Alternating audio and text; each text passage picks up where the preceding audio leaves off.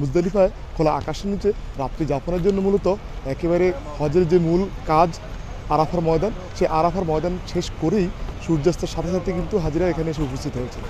এখানে সারা রাত এখানে ইবাদত বন্দেগী এবং ঘুমের মাধ্যমেও তারা কাটাবেন।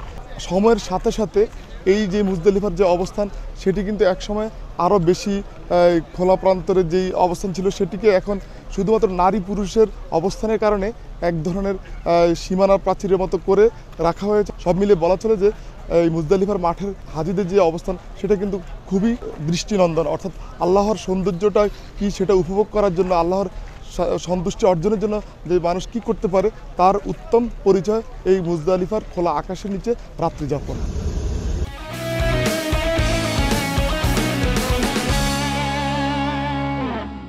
সূর্য উদয়ের সাথে সাথে কিন্তু এখান থেকে সকলে রওনা হবেন জামারা, যেখানে প্রতীকী শয়তানকে লক্ষ্য করে কঙ্কর নিক্ষেপ করা হয় এবং 10 জিলহজের বাকি যে ধারাবাহিক কার্যক্রম আছে তার মধ্যে অন্যতম পশু কুরবানি। আজকের এই দিনের পরে আর মাত্র 2টি দিন, সেই 2টি দিনের ধারাবাহিক কার্যক্রম শেষ করেই সম্পন্ন হবে পবিত্র হজের সকল আনুষ্ঠানিকতা।